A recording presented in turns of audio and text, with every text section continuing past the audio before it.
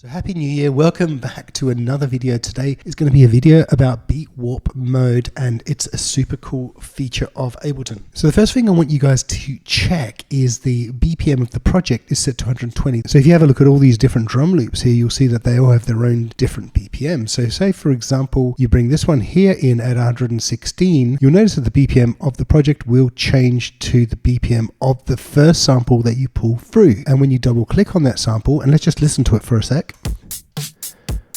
So it's a basic drum loop, and when you double click on that sample, you'll see warp mode, and mine defaults to beats. Most of them don't default to beats, but if you want yours to default to beats, all you have to do is go to options and preferences and click on record warp launch tab, and you can select your default warp mode there. Anyway, so we start with beats and we have a preserve of transient. What does that mean? Basically what it's saying is, what are the transients in this loop? So the transients are the highest points. So every time you hear this bit there, this bit here, this is a transient part of the loop. So what warp is doing is basically linking those transients to the BPM. So in this case, it's a BPM of 116, and these transients make sense for the BPM of the song. So if we just put the metronome on, it's going right on the clock. It just knows that because the algorithm can pick it up. So once you start reducing the BPM, you can start to hear artifacts. And so let's slow this beat down.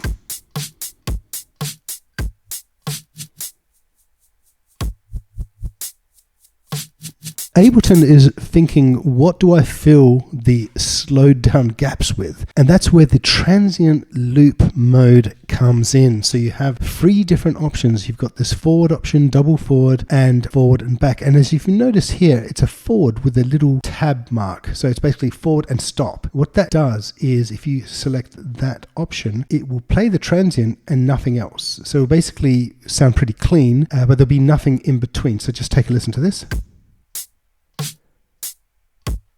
And if you select forward and back, what we'll do is up until the next transient, it will play the audio. And then in the middle of this bit, when it doesn't know what to do, it'll just reverse the audio. So let's take a listen.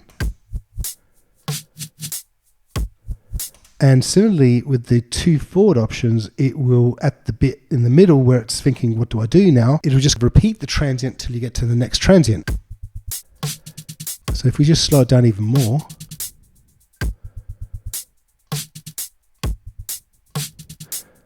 so the more you reduce the pitch, the less artifacts you'll hear, because it's expecting a match between pitch and the depth and speed of the song. What we can do now is reduce the transient envelope. So the transient envelope kind of acts like a decay, and it will cut off any extended tail of the bit of audio that you're listening to. So take a listen to this as we reduce this amount. So it kind of cleans it up a bit. But my favorite, and I think kind of everyone's favorite, is this bit here. This is the forward and stop, because a lot of people just don't want to hear any of those artifacts. They just want to hear a clean break on the transient. So the more you reduce the decay, the more you just hear that little transient piece. You just hear that little bit there. And obviously the more you increase it, the more you hear everything. So all of that's doing is preserving the transients, but there are other ways you can preserve the audio, and it's not just by transients. So for example, you can do 16 mode. So let's try 1/8 and reduce this.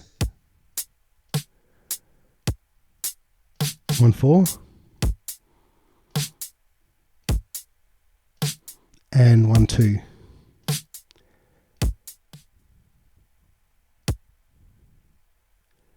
Now you can really hear this forward and back movement when you preserve to the top level, which is bar. So it's just basically looking at the whole bar here. If we just start at 100, so you can really hear that it's going forward and back as it's trying to understand what to do with the rest of the clip.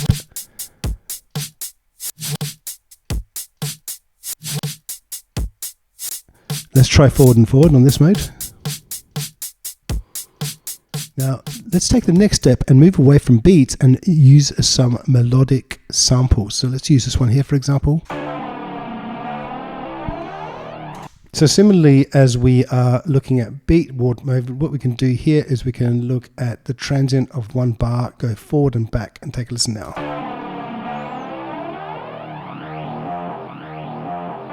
So it's moving the sample forward and back.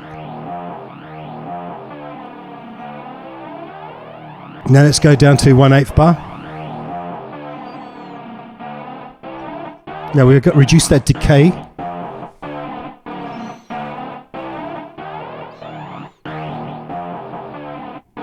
Let's move this forward and back. Let's go down a section.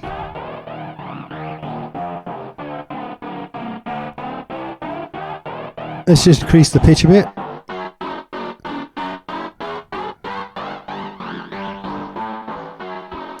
Now if we just select forward and stop, it'll just really stop at that point and we'll just not play much more. It will sound a bit more empty.